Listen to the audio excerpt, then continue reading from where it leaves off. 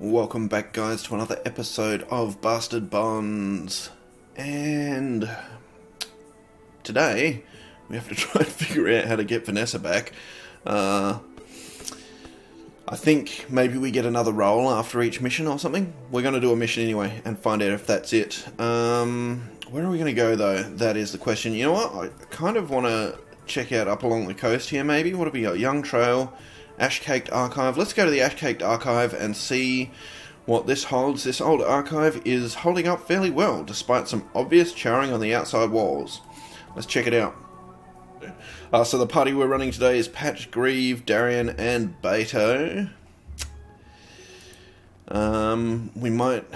It's... Yeah, I took both Beto and Darian, which means we might be like a little low on damage and tanky, because neither of them do either of those things.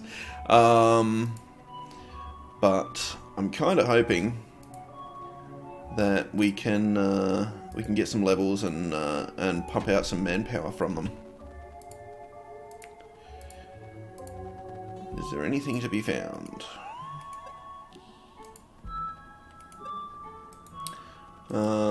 Yeah, if we can get up to 2,000 manpower, or just over, I think, there's a place we can take, which has a much higher, the old law. This book details the way in which traditional Orcish law is applied differently to men and women. Due to the fact that birth rates of girls are very low in Orcs and the female portion of the population is only about 10%, there are special provisions for protecting women and girls even from the application of the law.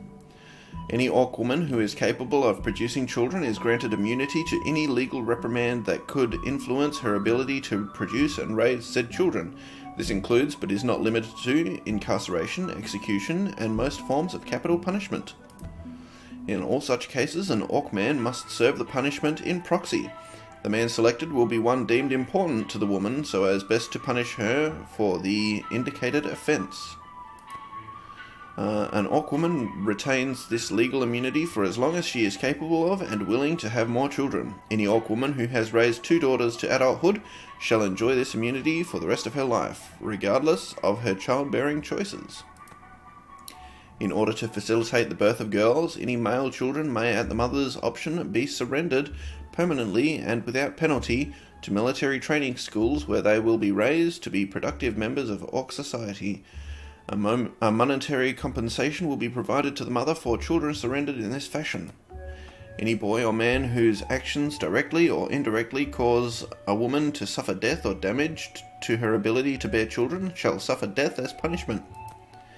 An Orc woman who has not yet raised 2 daughters shall be prohibited from engaging in any profession which prevents her from having children, or which presents a great risk of injury to her person. An Orc woman who has not yet raised 2 daughters and who is not currently raising a daughter, who willfully destroys her ability to have children, shall suffer death as a punishment. Very good, interesting. We have someone up in here. Come. Let us say hello. It's a madman. Excellent. Looters, not much valuable here, unless you're looking for history. Found some particularly interesting material regarding the fall of the Old Kingdom. I've already read it all, of course. Take a look, and don't mind me. I sleep here, but I make no real claim to the building. Oh, if you have your heart set on looting, there is that locked room over there, I suppose. I haven't found a key, so I have no idea what's inside. If you think you can get in, go ahead. I'm Vankin, by the way. I'll just hang out here if you don't mind. This place is the best shelter I've found so far, and there are enough books to keep me reading for the rest of my life. And who knows, maybe I'll discover something truly amazing. Probably not, though. Anyway, if you do find your way into that room, let me know what you find. You can have it, of course, but I'm terribly curious. That all? Okay. So we can probably come back and recruit him if we so desire. Where are we? Over here? Where's this locked room that he's going on about? This one? Ah. Needs an ordinary key. You have 4. Well.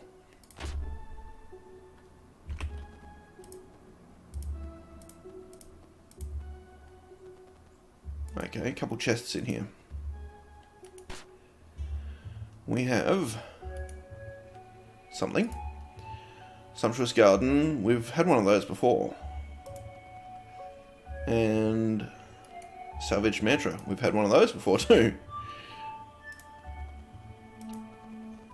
What do we got here? Plush vest.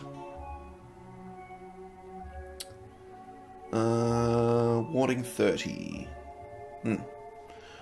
Okay. Is that it? Is that all there is here?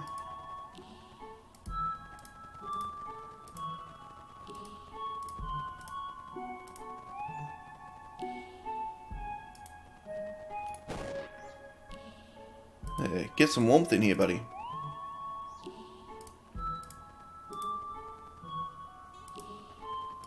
What is this?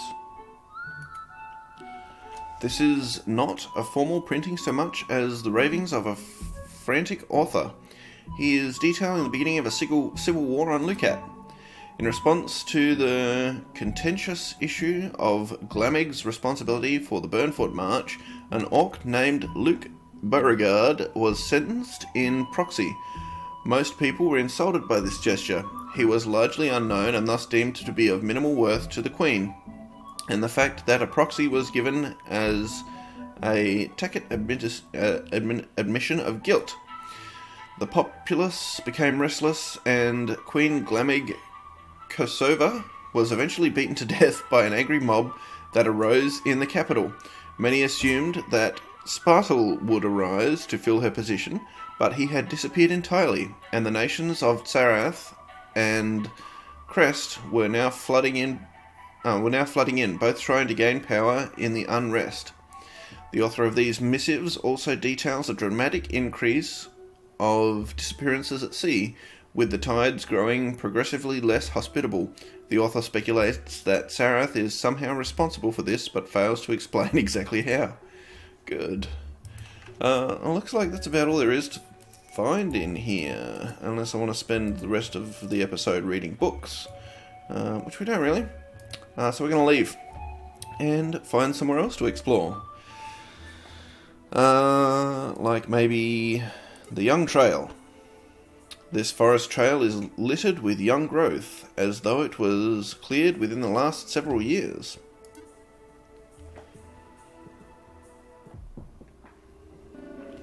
Okay. What have we got here? Tick tock, tick tock, tick tock.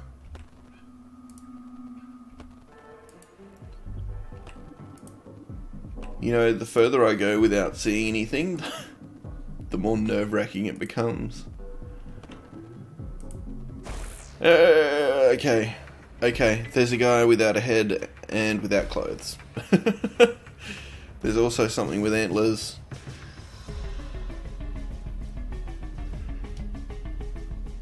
Okay. Oh,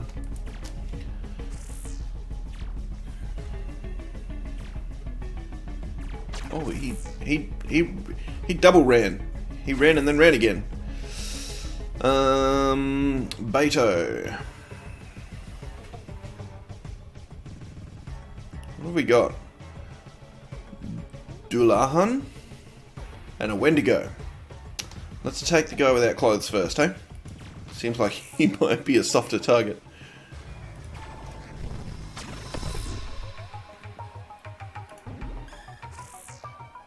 And some zombies, maybe?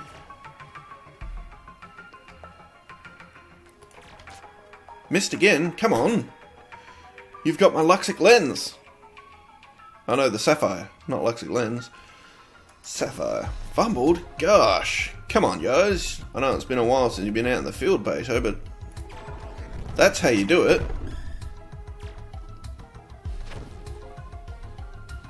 Alright, this time, let's get it up there. Right, Nexus is up. Now that he's almost dead.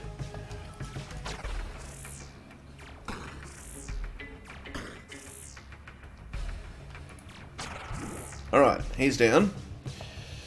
Fresh zombies. They have a lot of health, don't they? Let's go for the Wendigo. Why not? Why not, I say?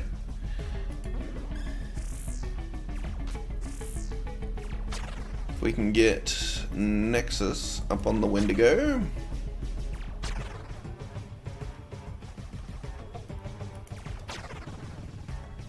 And blast him.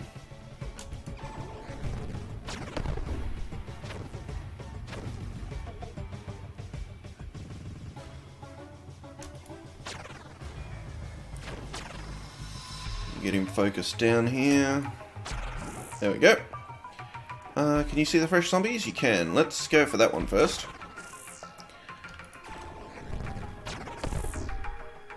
And get Grieve to just keep on keeping on.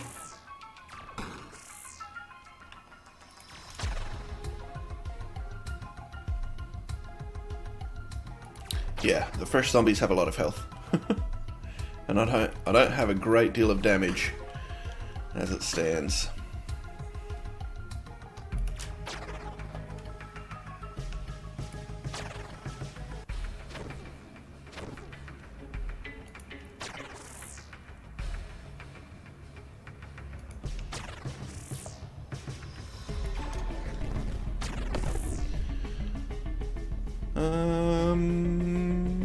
Yeah, keep defending. There's more of this map yet.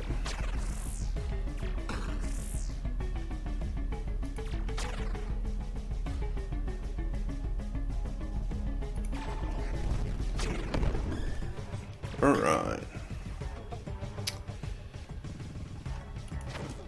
So, one thing I've noticed recently, or I guess I should say started paying attention to recently, is my XP up in the corner there, the modifier. So whenever you manage to successfully pull off like the camaraderie or the daredevil, your XP percentage modifier goes up, and it's taunting me now. Like if I get one like this where it's like, oh, the risk meter is over 50% full, I look up at that and I'm like, but my XP is only 50%. I'll try it. Yes! Now I've got 60% XP, right? That one's too full though. I'm not going to try that. Creature is hesitating, but you cannot communicate with it and it's going to run. Gosh. Yeah. So perhaps not the best thing for me to have started paying attention to. Because it's making me take more silly risks. But worth it, you know, totally worth it. We've only got one character who's mortally wounded thus far. Mangled tree. There is a mangled, scraggy tree here with barely any branches on it. Why would I cut it?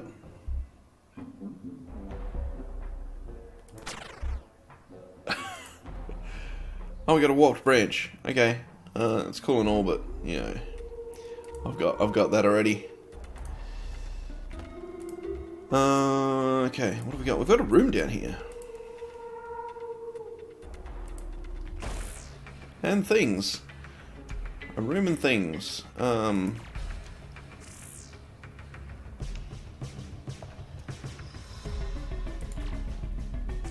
Spriggans, maybe, by the looks of things. Oh, zombies. Many zombie.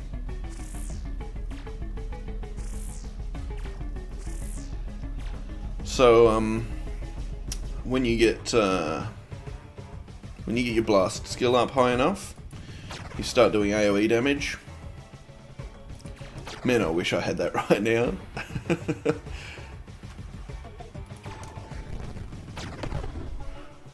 It's gonna have to do us though.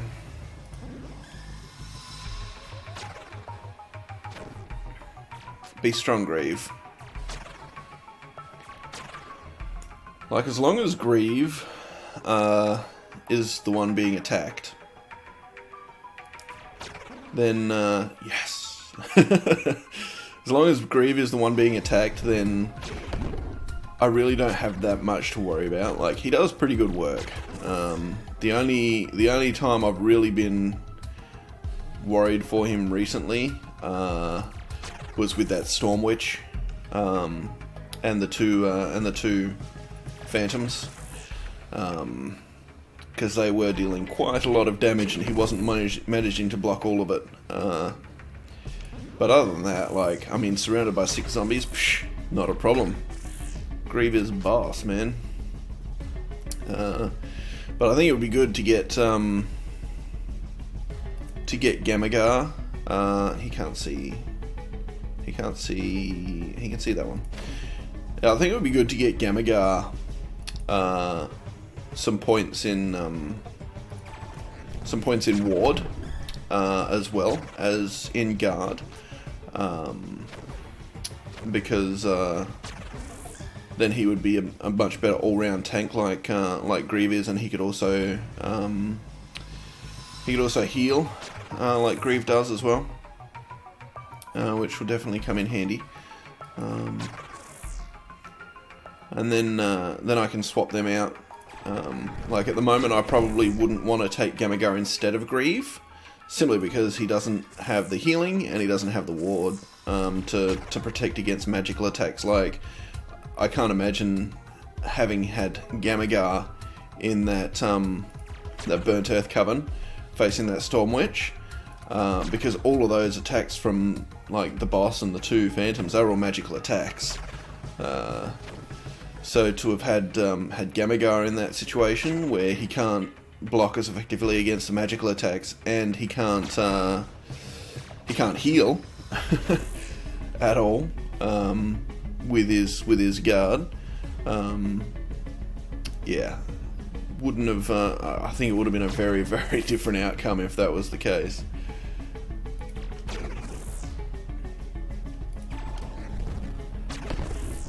Oh, wow. There we go. Finish it off, Grieve. Not that there was much left for you to do. Alright, we got a sign here. Storm Shelter. Good. Oh, I can't take the axe. Alright, let's check it out, I guess.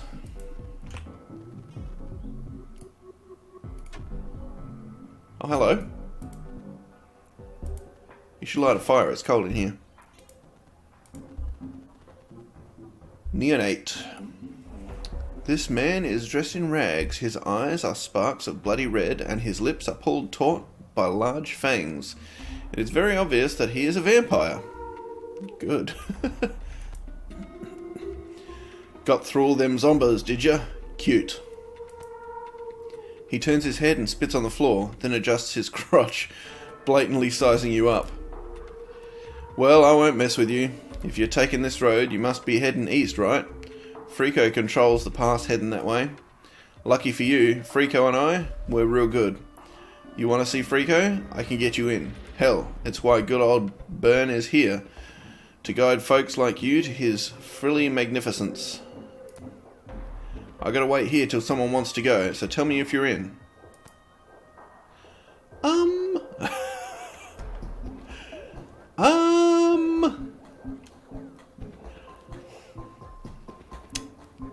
Seems like a terrible idea. So, you ready to go and see the magnificent Frico? The estate's a way off yet, of course. Bit of a hike, you see, but if you're ready to go, we'll be off.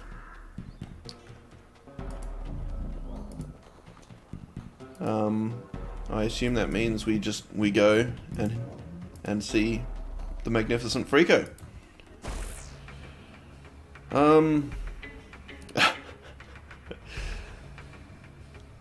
Is that... What is that?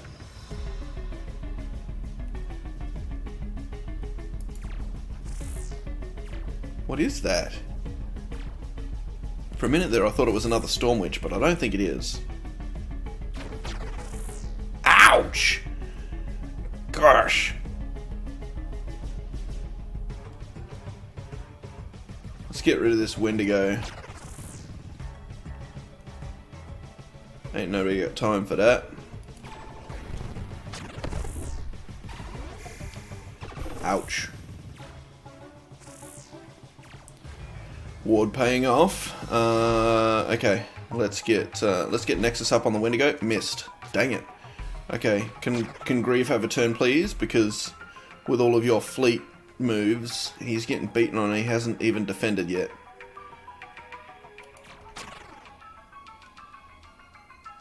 There he goes. Yes.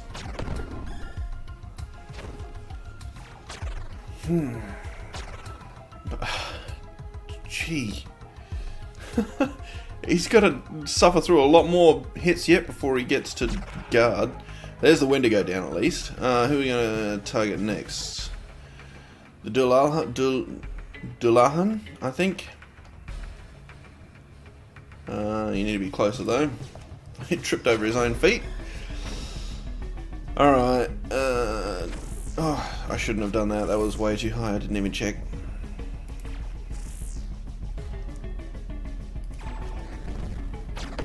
Alright, finally Grieve gets to actually protect himself.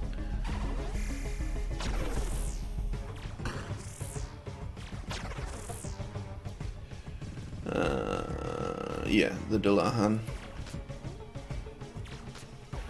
I wish you would stop missing. You've got my Sapphire there.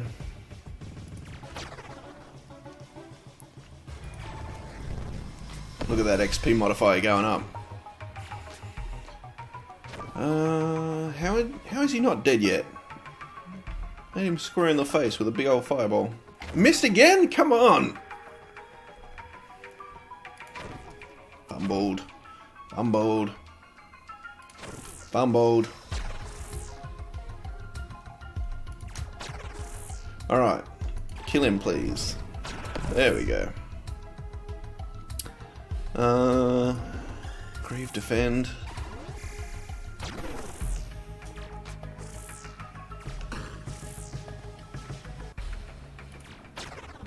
Alright, Nexus up on that guy. Let's do work on him now.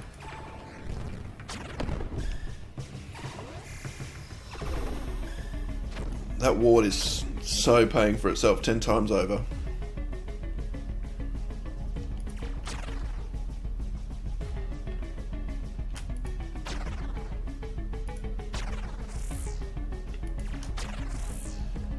Alright, can we get this guy down? Almost. Grieve needs all the healing he can get.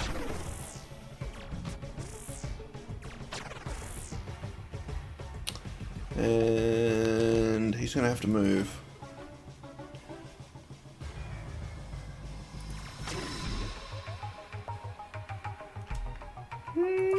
Yes. Yes.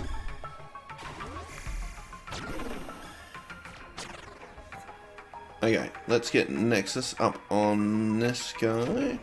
Or you could just fumble the easiest of attacks.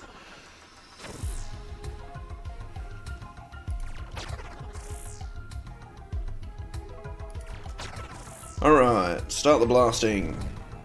There we go, big numbers. Heal.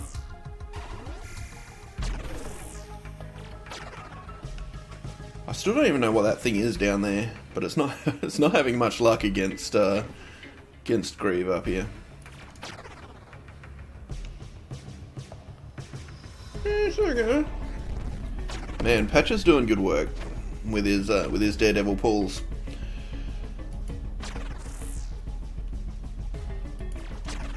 Okay. Okay. Zombie down. Lettuce, it's a wisp. Let's get in there.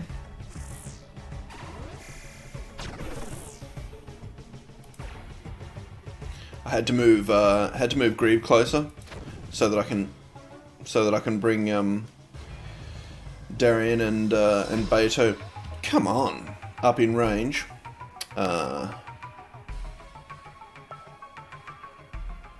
And seeing as he's here, I think I'm just going to go right up in his face. So that he has to go melee. Oh, Beto's still not close enough. And we'll attack with, defend with Grieve. Alright, run in without tripping over your feet this time. Patch, come on up.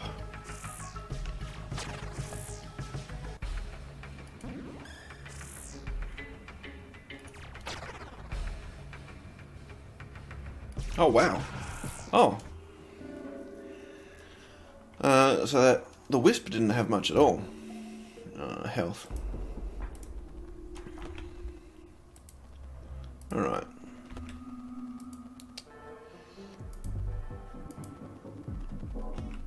Really don't know if this is a good idea. I'm not stoked on this party composition right now.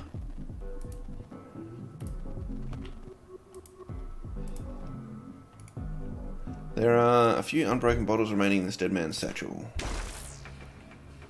Oh! Skeleton! You'll have to come in closer. No, you can see him from there. Good. Hey.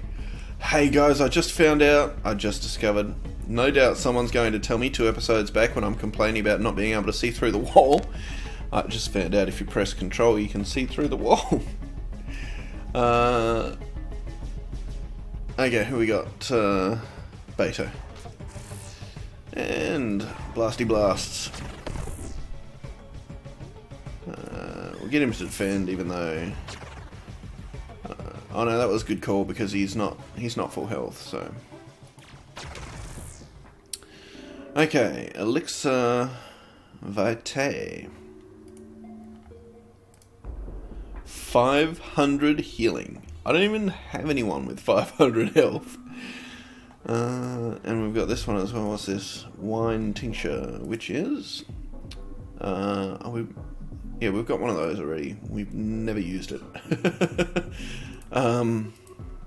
He can stay there for now.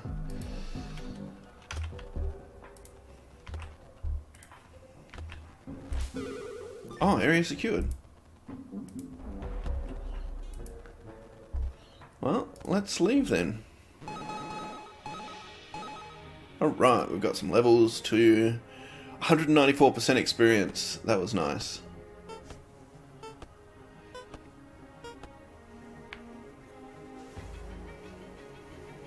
Injury status, okay. Nope. Nope. Wow. It might take a while to get Vanessa back on her feet. Okay, Patch, what are we doing?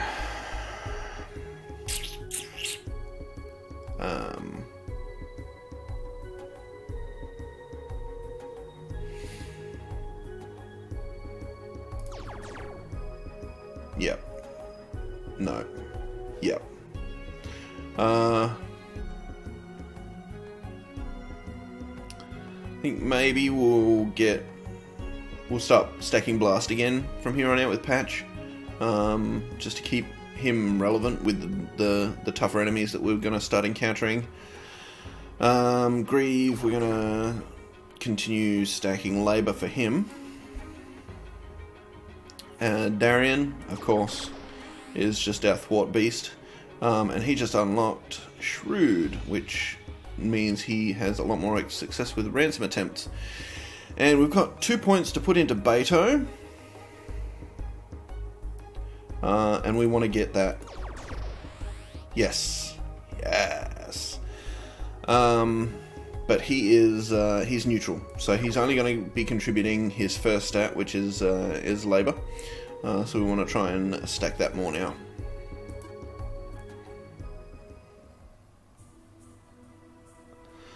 Awesome. So our manpower is now 2122, which means somewhere around here, I think it was Hellbreath Gulch actually, yes. Hellbreath Gulch requires 2116, we have 2122, and while Hellbreath Gulch may not seem like a much more hospitable spot than Roadside Rest Stop, it supports 16, whereas the Roadside Rest Stop only supports 7. Which means if we go here we can recruit more people, which means we can get more manpower, which means we can move on to a better stronghold. So, Hellbreath Gulch is now our stronghold. Let's go and have a quick look.